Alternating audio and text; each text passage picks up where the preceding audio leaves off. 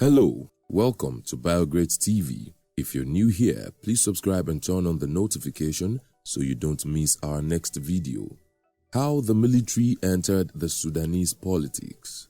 Sudan, officially called the Republic of the Sudan, is a country in northeastern Africa, bordered by some other African countries such as Egypt to its north, Libya to its northwest, Chad to the west, the Central African Republic to the southwest, South Sudan to the south, Ethiopia to the southeast, Eritrea to the east, and the Red Sea to the northeast.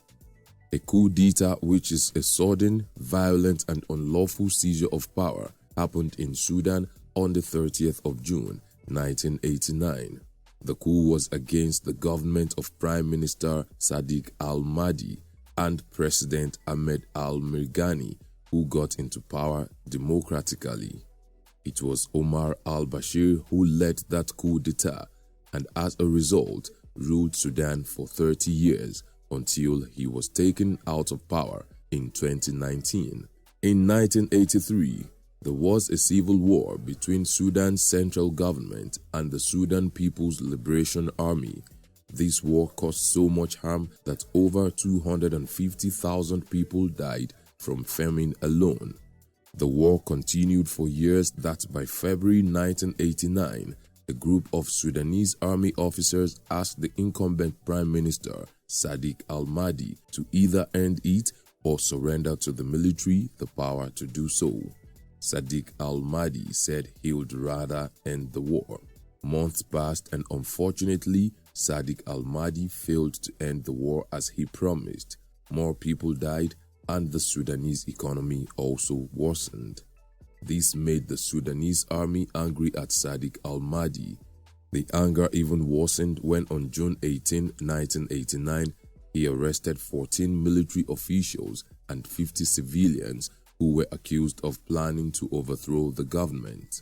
Sadiq al-Mahdi's actions and inactions got so terrible that the military decided to take over the government from him. On the 30th of June 1989, military officers under Brigadier Omar al-Bashir's command took over the Sadiq al-Mahdi-led government and established the Revolutionary Command Council for National Salvation, which was a collaboration between the Sudanese military and the National Islamic Front (NIF). This new military government consisted of 15 military officers and was assisted by a civilian cabinet. The military officers reduced to 12 in 1991. This military takeover of the Sudanese government brought about many changes in Sudan. First, the military ended the democratic system of government after its bloodless coup.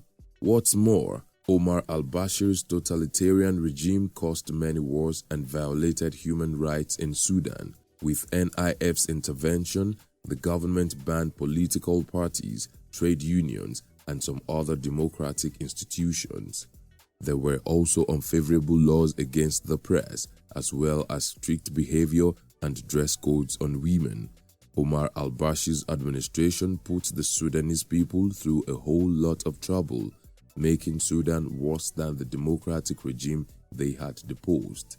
The Sudanese were unhappy and many wanted al-Bashir out of power. Omar al-Bashir, who was the 7th president in the history of Sudan, seemed to be the most hardened president the country ever had.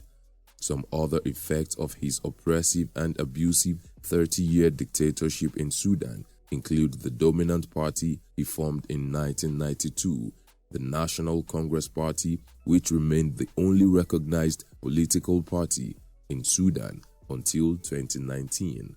It was in al-Bashir's administration that the Darfur War claimed about 10,000 lives, as reported by the Sudanese government, while other sources reported that between 200,000 and 400,000 lives were lost.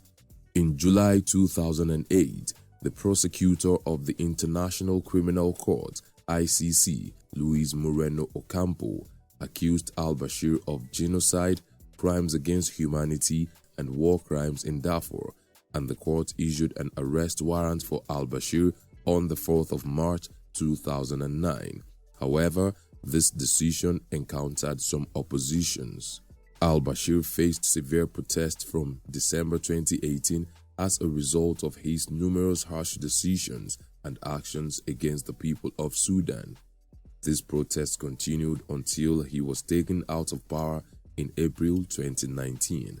The dictator was replaced by the Transitionary Military Council, which transferred executive power to a mixed civilian-military sovereignty council and a civilian prime minister. Al-Bashir was eventually transferred to the ICC and convicted of corruption in December 2019. This led to his 2-year imprisonment. The Sudanese were delighted that the 30-year administration eventually ended. Did you know facts about the military regime in Sudan? Since Sudan's independence on January 1, 1956, the country has experienced 3 major revolutions and 2 changes between parliamentary and military regimes. Al-Bashir achieved economic growth in Sudan by drilling and extracting oil.